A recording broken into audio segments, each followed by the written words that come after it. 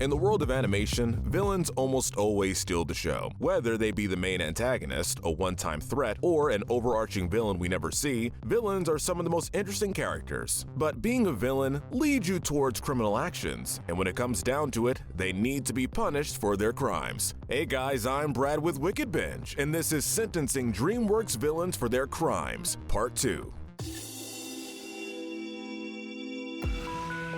As always, we'll be sentencing these characters as if they survived their respective stories, so that they could stand trial. Finally, we'll only be talking about the criminal actions taking place in the film. In this video, we'll be tackling the following movies: Spirit, Stallion of the Cimarron, Sinbad, Legend of the Seven Seas, Shrek 2, and Shark Tale. Alright, the first movie is Spirit, Stallion of the Cimarron. Starting off the section is the Wranglers. The Wranglers are the secondary antagonist, being under the Colonel's employ. They're made up of 5 members: Roy, Bill, Jake, Pete, and Joe, being a group of cowboys that were hired by the Colonel. Now, not much is really known about what they do or who they are, but we can sort of figure out what criminal actions they've partaken in. First, we can assume they've poached either with or without the Colonel. They would also be on the line for animal cruelty, as they harm a lot of animals. One may also say they're hunting without a license and possibly trespassing, but it's hard to tell. Regardless, we believe 5 years in prison with a chance of parole is the most fitting punishment. The next criminal is Colonel George Armstrong Custer. Often referred to as just the Colonel, Custer is the main antagonist of Spirit. He commits a multitude of criminal actions. He is one of the many people trying to help conquer the American frontier. This leads to many uniquely evil crimes, not only the poaching and animal cruelty that he shares with the Wranglers. However, he'd also be on the line for some heavy stuff that, while legal then, is highly illegal now. This includes enslavement of the Native American people and even the attempted genocide of the same group. He also committed acts of terrorism and usurpation. Custer cared little for the natives, and while the movie tries to paint the man as reformed by the end, it's hard to believe,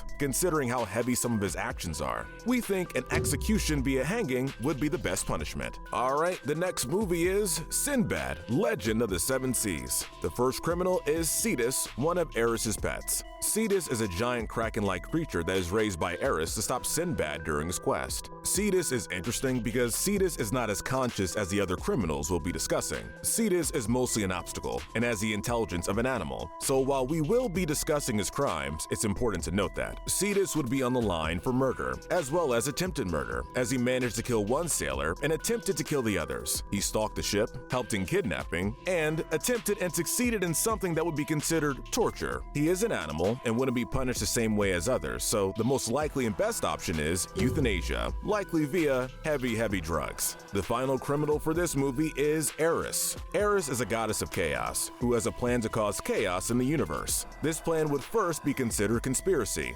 but that's only the beginning. Thanks to her shape-shifting abilities, she would be on the line for identity theft, as she pretended to be someone else she wasn't to further her plans. She commits acts of grand theft, incrimination, and even the routinely heinous act of murder, not to mention the attempted murder of Sinbad as well as a prince, which is its own can of worms. Her body count is surprising, and with each kill is another count. Sure, most of her crimes are low level, but considering the fact that she wants to cause worldwide chaos, she would be on the line as well for disturbing the peace. It's not the biggest crime, but it fits her general vibe. After some discussion, we believe the best course for her punishment is to be depowered, made mortal, and then publicly executed via beheading. I mean, it's fair. She is so evil. Next is the iconic Shrek 2. And first is King Harold from Far, Far Away. So let's get this out of the way. Harold is more of an antagonist than a true blue villain. However, he works with Fairy Godmother and Prince Charming and would be considered aiding and abetting in their criminal actions. In fact, he may be on the line for child abuse as he locks up his daughter Fiona in a tower and hopes to have Prince Charming save her. In fact, he'd be in trouble for hiring a hitman, specifically Puss in Boots. One can even argue for the attempted murder of Shrek, although this was sort of a last-ditch effort and not really his plan from what we saw. He even tries to drug his own daughter with the love potion that Fairy Godmother tried to give to Fiona. Harold does sacrifice his humanity to stop the Fairy Godmother from harming Fiona, which we have to take into account. Due to his sacrifice, we're gonna give him 4 years in prison with a chance of parole. The next criminal is Puss in Boots. Puss in Boots is allegedly a famous ogre assassin, which means he has to have a pretty hefty body count under his belt, not to mention that being a hired killer is just as illegal illegal, meaning that not only would he be on the line for murder, but for contract killing as well. It's unknown what else he could have done during this time as an ogre hunter, but from what we see, his crimes are major, despite having only a few of them to talk about during the film. Because we include murder and contract killing, we have to give him a pretty hefty 25 years in prison. Fortunately, cats have 9 lives. Now we have Prince Charming. Charming is the main antagonist of Shrek III, but in Shrek 2, he's just a little secondary villain. Charming utilizes his status as a prince and the son of the fairy godmother to get whatever he wants, so he spends a lot of time abusing his power. After finding out that Fiona is married, he whines to his mother, and they try to abuse their power over Harold so that they can usurp his throne. He's not only aiding and abetting his mother's plans, but he's also committed acts of breaking and entering when he came into the castle unannounced, identity theft when he pretended to be Shrek,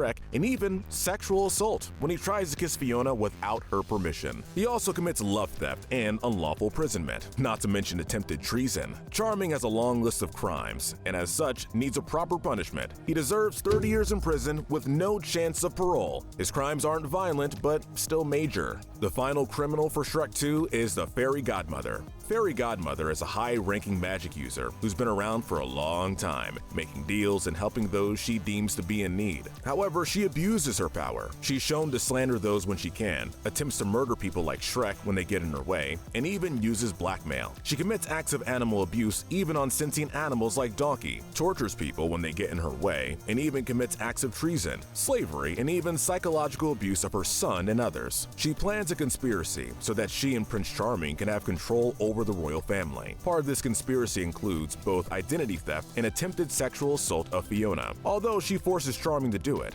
Godmother is a criminal, and we believe the best punishment for her would be a public execution via beheading. The final movie of the day is Shark Tale, and the first criminal from Shark Tale is Lola. Lola is a fish that Oscar meets after getting famous, secretly being part of Don Lino's mafia. Of course, she'd be on the line for organized crime, aiding and abetting Don Lino. She commits acts of abuse and blackmail, not to mention attempted extortion, as she tries to seduce Oscar out of his money. She helps in the kidnapping plot and is also responsible for conspiracy when she works alongside Lino. Lola is a very important member of the criminal empire. However, she doesn't do too much in terms of violent crimes. At worst, her punishment would be 15 years in prison with no chance of parole. Next is Frankie. Frankie is the son of Don Lino and a member of his organized crime family. Of course, he'd be on the line for organized crime, but not to mention his attempted murder or assault. He's also on the line for aiding and abetting the aforementioned crime family and may or may not be abusive. Frankie isn't around for long and doesn't do much, but it's important to note his criminal actions. His punishment, 25 years in prison with no chance of parole.